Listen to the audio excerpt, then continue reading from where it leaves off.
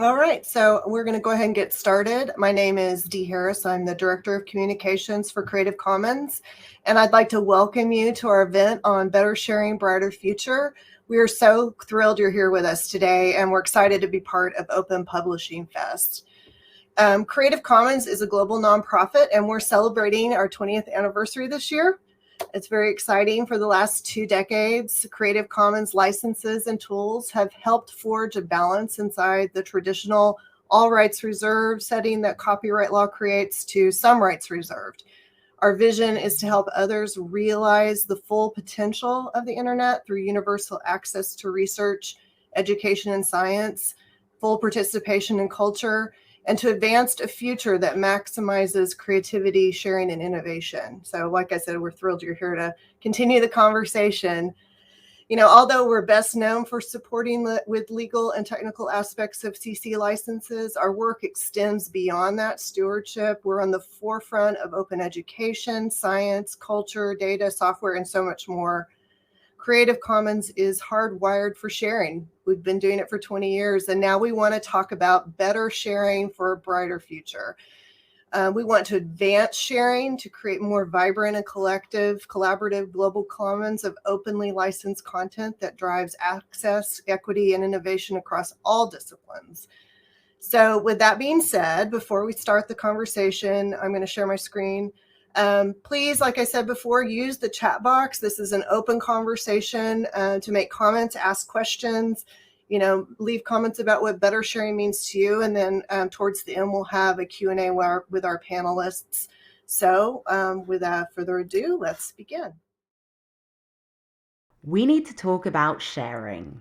We're not talking about taxi and hotel apps.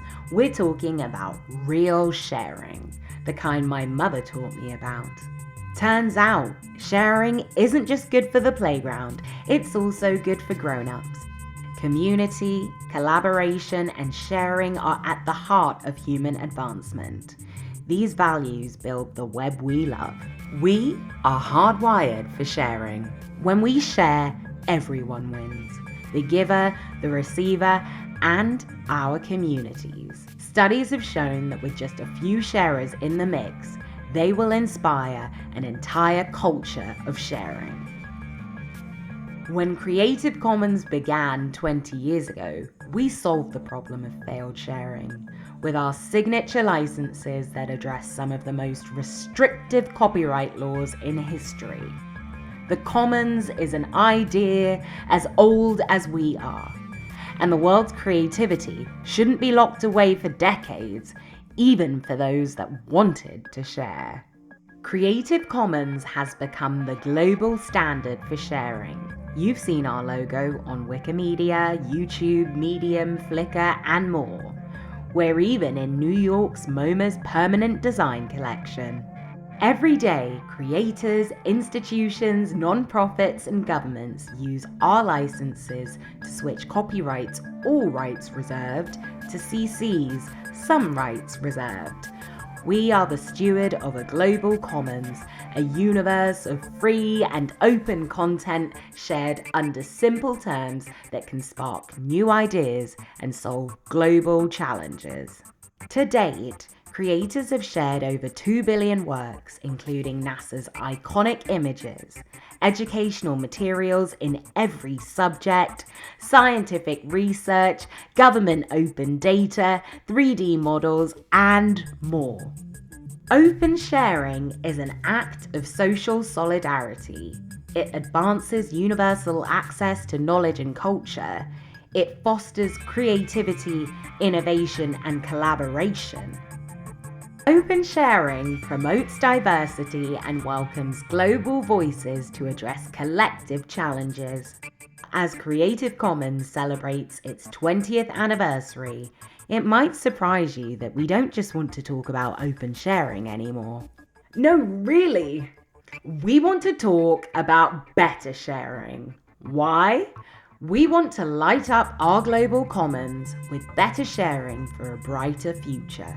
As we enter the third decade of the digital century, sharing has evolved. We share on social media, families and friends connect all over the world. We share ideas and opinions, paintings and music, comic books, even cat memes. Good stuff. But we also are sharing personal information, misinformation, hate speech, lies, and propaganda. This damages our shared public interest. Better sharing is cooperative and supports the public's best interests. Better sharing delivers open access to technology, education, science, culture, and resources in ways that advance knowledge to provide benefits, solve problems, and promote public good. Better sharing preserves a shared space of knowledge, equity, community, and culture. So, how is Creative Commons advancing better sharing? By helping write the UNESCO recommendations for open educational resources and open science, and assisting governments to implement the recommendations. By joining international groups of researchers, scientists, academics, and lawyers to advance the fight against COVID-19. By working with governments, institutions, foundations, and activists across the globe to openly license scientific research articles, data, and educational resources to fight the climate crisis. By working with partners to help the Smithsonian release 2.8 million images and nearly 2 centuries of data into the public domain. And we're just getting started. Now, this is where you come in. The effort to build a more connected commons is nothing short of transformational. We're off to a great start during our 20th anniversary celebration, but we want everyone to embrace better sharing and inspire more culture, creativity, innovation, and collaboration that strengthen public interest. What does better sharing, brighter future mean to you? Here's what others from around the world had to say. Better sharing, brighter future means that as we continue to find better ways to share ideas, products, and solutions on the internet, we'll be working towards a brighter future for ourselves and generations to come. It means making work publicly accessible helps more people than you can imagine. As a researcher, I've been able to read and learn new ideas and approaches because of open and publicly available research. It means more people working on ways to peacefully solve the world's problems. Thinking critically about cultural sensitivities before you share openly, it can make futures brighter, but also bring stronger partnerships and collaborations. It's a shared prosperity and equal access to all. This will increase the world's chance to live in peace. Collaboration for accelerated growth, because it takes collaboration to share, and this will ultimately birth growth in leaps and bounds. For me, it means continuing Steve Jobs' bicycle of the mind dream with the modern Internet of Things, general purpose machines like Raspberry Pi, so we can unleash the latent power of humanity and innovate ourselves out of this fossil fuel driven climate crisis. Better sharing, brighter future means fostering different approaches of study and implementation, and to work with diverse communities in a common aim that is openness of information resources that benefit societies. It means we can do better, and we can do better still together. The more we can share in a responsible way, the more we can foster a more creative, innovative future.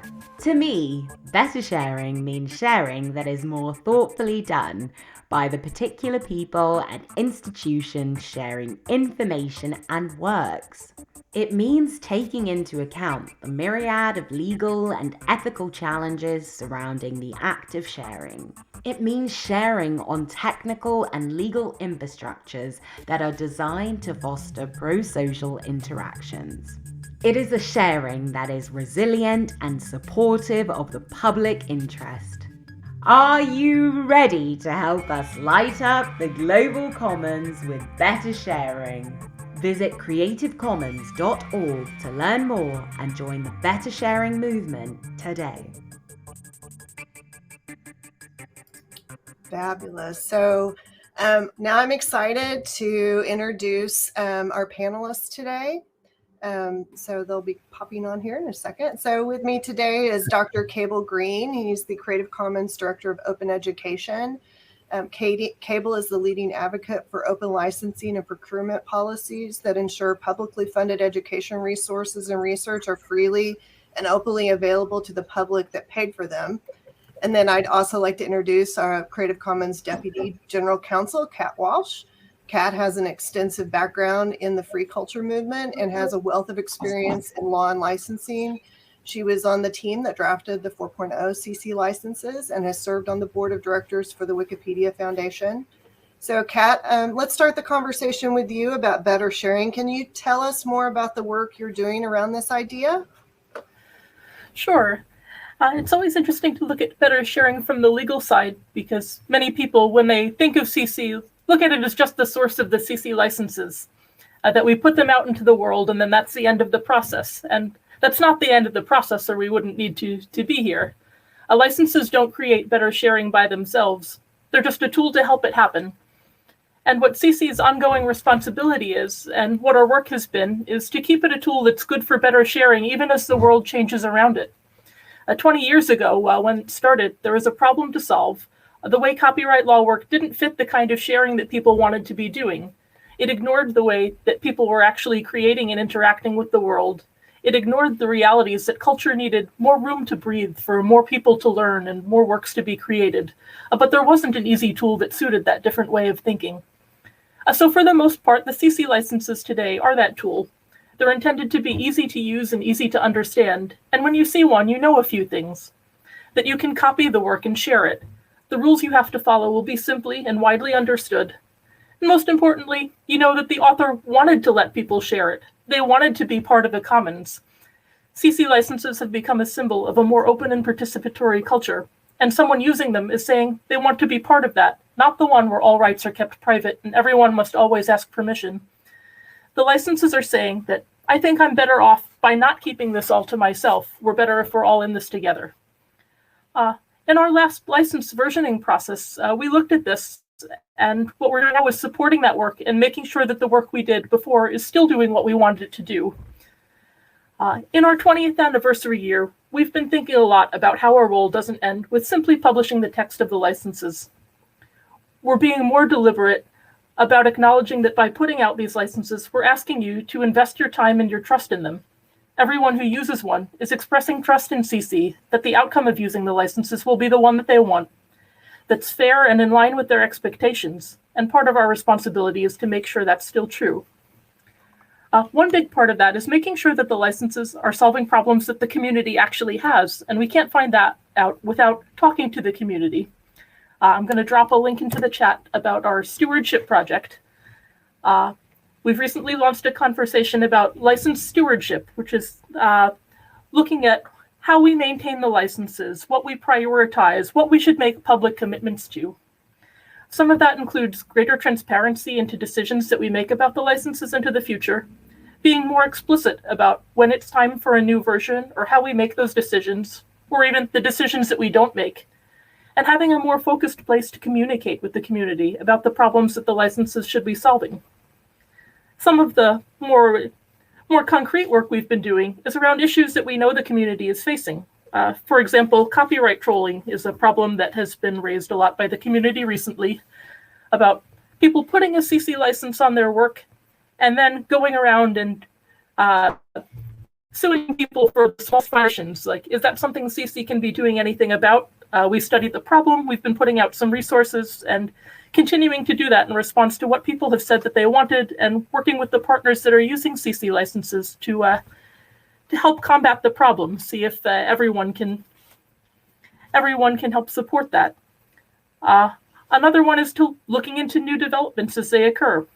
For example, there's been legislation proposed around text and data mining. We worked particularly with With Bridget and the community groups doing work around policy, how can legal support that work and put out a statement about what we believe the rules around data mining should be, how they interact with CC licenses? We've looked at NFTs. How do they interact with copyright law? Like, even if we don't have anything, even if the licenses don't interact, what can we say to help the community figure out this problem and how they interact? We're engaging in a deeper study of what CC can do around problems with privacy. For example, does using a CC license encourage facial surveillance? How can we make that less of a problem for our community?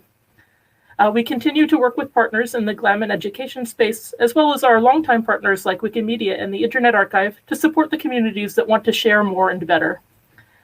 A lot of lawyering doesn't get to be very public-spirited. As a lawyer, you always have to work for your client, guarding their interests against all the others, cautioning about the risks, and being very cautious. But our client at CC is the public and the commons, and what's amazing is that we get to work with the community that CC has built to look for the world that we want and say, how do we use the law to make that happen? And that's what we're doing and how we're enabling better sharing.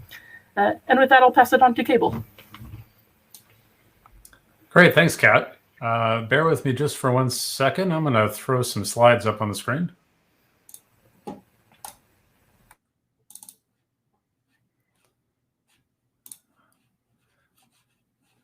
Let's see here. Kat, could you tell me, is that slide showing? It is, yeah. Okay, great. Hi, everybody. My name's Cable Green. I'm the Director of Open Education. I work with Kat at Creative Commons. And my brain right now is still in the last couple weeks at COP26. As we all know, the United Nations hosted its 26th climate change conference in Glasgow, Scotland, the last couple weeks. And as I think about better sharing and I think about Creative Commons and the role that we play in the world, I'm thinking about big problems. So climate change, huge problem. And I think as we want to solve and need to solve big problems, the knowledge about these problems must be shared openly and freely with everyone. And that sounds really obvious, but I think it's worth putting a fine point on it, that open access and no cost open access to knowledge is a necessary, though not a sufficient, condition to solving big, complex problems like climate change. So there's certainly many, many other things that have to happen in order for us to get a handle on climate and to actually meet the goal of keeping us as a world at 1.5 degrees Celsius rise by the end of the century. But one of the things that has to happen in order for us to be successful in solving for climate change is that the knowledge about climate, the knowledge about biodiversity and other related topics, I would argue, must be open if we are to solve those problems. And if you think about that, like how do you solve a problem that you don't understand and that you don't have access to the research, the data, the educational resources, et cetera? So when I say open knowledge, I mean something very specific. And these are all areas where Creative Commons works. So I mean the educational resources and the open practices that we have about climate and biodiversity. So the UNESCO, which is kind of the education, science, and cultural wing of the United Nations, it just released a report that said that 47% of the countries that it surveyed didn't have climate in their curriculum for primary and secondary schools. So think about that for a minute. Climate change is at our doorstep. We all need to make individual decisions about our own carbon footprints. As members of society, we need to make smart choices when we vote for politicians who are creating policy and laws around climate. And yet, over half of our schools we're not teaching anything about climate. So that's problematic. Another problematic thing is that as students are going through schools and as students go into university and colleges and they graduate and they go out and they're creating or they're starting their careers and deciding what they want to do, if they're not learning about things like climate or other big challenges in school, how can we possibly expect that they would then make their career about solving things like climate change? And so getting free and openly licensed educational resources into schools about the world's biggest problems is critical. Similarly, the research and the research data about climate change needs to be open. How can we possibly think about solving these things unless the scientific literature is open? And open science is all about sharing knowledge, sharing data, sharing research, and the open practices of scientists, sharing preprints before the peer review and the final publication process, engaging in a culture of sharing where the ideas that we're all working together to solve COVID, to solve climate, to solve other big challenges. It's the creation of open communities around these problems and sharing knowledge and ideas freely. And then it's the open policies that support everything else on these lists, making sure that publicly funded resources, publicly funded education, research, data, and science are all openly licensed or dedicated to the public domain as a course of policy and law. So we have, we don't just have COVID and climate, we have a whole bunch of multiple big complex problems. There are a lot of lists out there you could look at. One of them is the United Nations Sustainable Development Goals, and it looks like this. There's 16 major goals that the world has come together and said, these are the things that are the biggest challenges, the biggest problems that we have of the day. Last week, or the last 2 weeks in Scotland, the discussion was on this, on number 13. But if you really think about climate change and the actions that's needed, it's not just number 13. It's actually all of them. You can't come up with solutions. You can't come up with mitigations. You can't come up with adaptations needed around solving climate without addressing poverty, without addressing education, without addressing inequalities that exist in the world, without addressing the number 14, the oceans are becoming more acidic as climate change progresses. And so these are, by definition, very complex and interrelated problems. So how do we do this? At Creative Commons, one of the spaces we work in is open access research. And specifically, what do we mean by that? Well, we mean that research, all research, but in particular, publicly funded research and foundation or institute funded research should be available to the public at no cost, not behind a paywall, but freely available to the public that paid for it. We like to see CC BY on articles. That's one of our licenses, not so that people can make copies or plagiarize or modify the research record, but so that they can actually text mine the articles. They can have their computer systems look at 100,000 articles, create polls and adaptations of those articles for further analysis. And oftentimes those trigger copyrights. We need open licenses on those articles. Similarly, we need the data, the research data, to be in the public domain so that we can data mine those things. And we need to have no embargo period. So we don't tell me that I can't read public research for 12 months after the public's already paid for it. It should be available to the public immediately upon publication. Similarly, with open educational resources, we're looking for no cost access. Everybody has a right to an education. It's one of the basic human rights enshrined in the United Nations Declaration of Human Rights. We want to see CC licenses on educational resources that allow for adaptations, or we want to see those works in the public domain.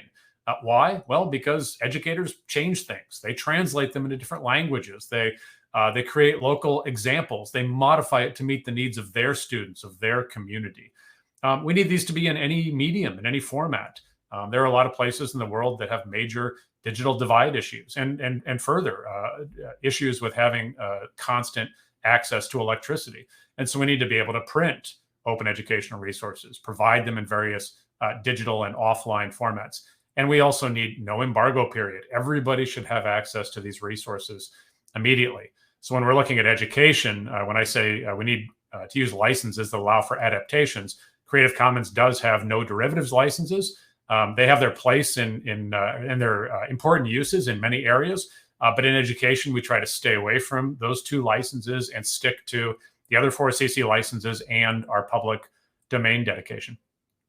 Last thing that I'll say before we open it up for conversation, we just, as an effort to move toward better sharing, and thinking hard about how can we do good for the public. During COP26, the conference last week, we launched a new campaign with our partners at Eiffel and Spark to open up the research on both climate science and on biodiversity. And so you'll be seeing more from Creative Commons on that in the future. So let's work together and solve big problems. Step one, let's open up the knowledge about them. Here's my information. If that's helpful, you can catch me on Twitter at cgreen, and I'm sure Kat will put her handle in as well. Back to you, Dee. Great. Thank you so much. That was great. I don't see any questions coming through yet, so I'll leave that open for just a little bit longer. You can even make comments about what better sharing means to you in the context of the work that you're doing. So I'm just going to give it a few minutes there. And then Kat put her Twitter handle in the chat as well.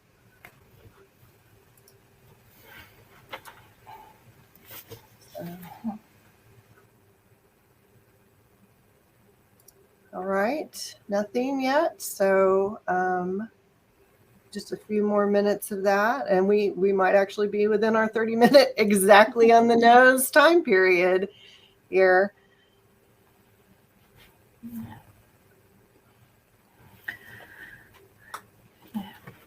And I'll put mine in here as well. There's my Twitter handle. You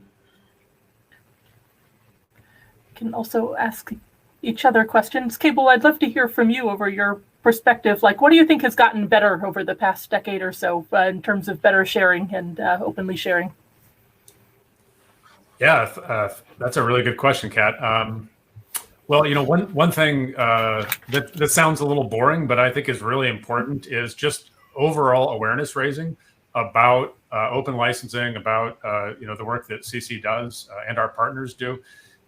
Because, of course, if you don't know about open licensing, it's very difficult to even think about what the world might look like if all research was open, or if all educational resources were open, or if I could get access to those amazing cultural works in my museum. And so just the level or the number of people around the world that have a better, richer understanding about this has grown exponentially, and that's great. And CC has invested in that space of professional learning with things like our CC certificate program and trainings we've offered. And you and I, Kat, give talks all around the world about this stuff, and so that's good. I think that's our base.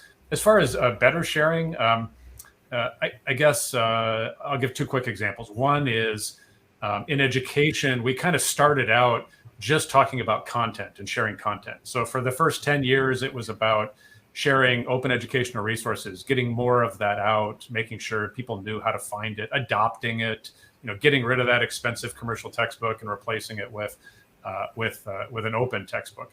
And that's all great, right? That saves students a ton of money. It provides resources in the classroom that are openly licensed, and so can be modified and improved, and context can be brought to that you can't do with all rights reserved content. So that's really important work, and it continues. But I would say the better sharing work that's now happening is that we're starting to talk less about content and more about practice. And so we're talking about how the educators, the professors, the teachers, and the students can be empowered in education settings so that they start to co-create knowledge. It's not just that I'm taking something that a commercial publisher gave me and I'm just teaching it, and if I'm a student, I'm just kind of sitting there absorbing it and then spitting it back to my teacher on an exam. That's the old model. The new model we're engaging in open education is to have students actually participate in charting their path and creating new resources and revising existing resources. I was just in a conversation last week with a professor of physics, and she was telling me that her new assignment that she calls a renewable assignment is that she has an open textbook for her physics course, and her assignment to students is to go read some of these physics open access journals, read the latest knowledge about physics and the latest ideas, and then they go to their open textbook and the students update the book. And so the students are co-creating, improving the knowledge, and that textbook, of course, is open, so the whole world can see it. So students are really excited because now they're publishers, right? They're authors in something that's being used around the world. And when they graduate from this class, their CV got better, or their resume now has a thing that says, I edited a book chapter and here's the citation, which they don't get in any of their other classes. And so I think those are some of the exciting things. Let me ask you, Kat, what you've been in both Creative Commons and Wikimedia as long as anybody. What changes have you seen over the past decade? That ties in beautifully with the question we just got. What do you think has been the best success story over the last 20 years? And what do you think will be the biggest win in the next 10? Oh yeah, that is a hard question. And I think since we are still in 2021, I can take the easy win and say that I think actually Wikipedia has been the best success story of the last 20 years since its founding in 2001. Like, not just many things. Number one, because it's an amazing resource. Like, not only in English-speaking countries, but in the many languages in which there was not a lot of good reference works available, reaching communities that were not traditionally able to contribute to the encyclopedia. Empowering people to think about like how knowledge is created, who contributes to it, and then as a model for like the sort of civic internet. As a, the model is not to monetize your eyeballs and feed you ads. It's to really be participatory, to run on donations, and just because it reaches so many people that it can do that, and it's always resisted the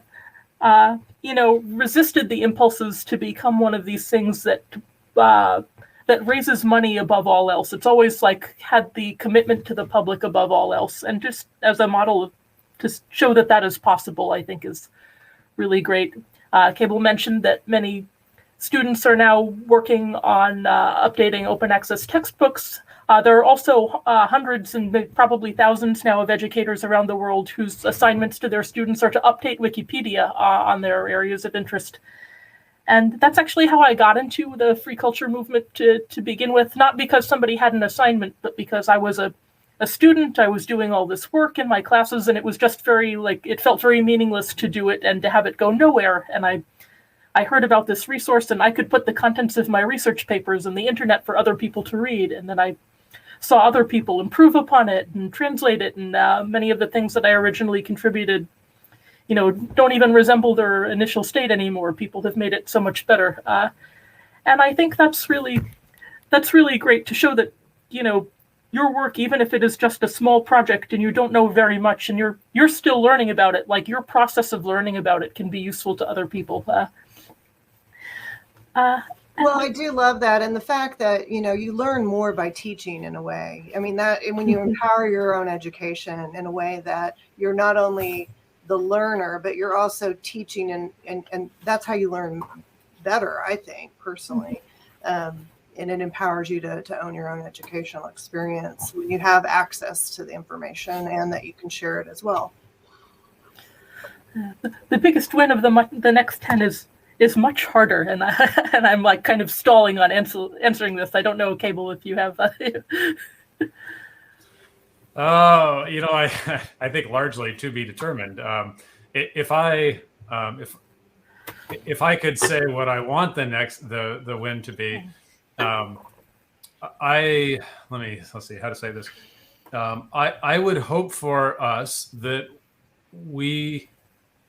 all of us in society look at the existing systems that we have in place around things that we care about. So we care about public education.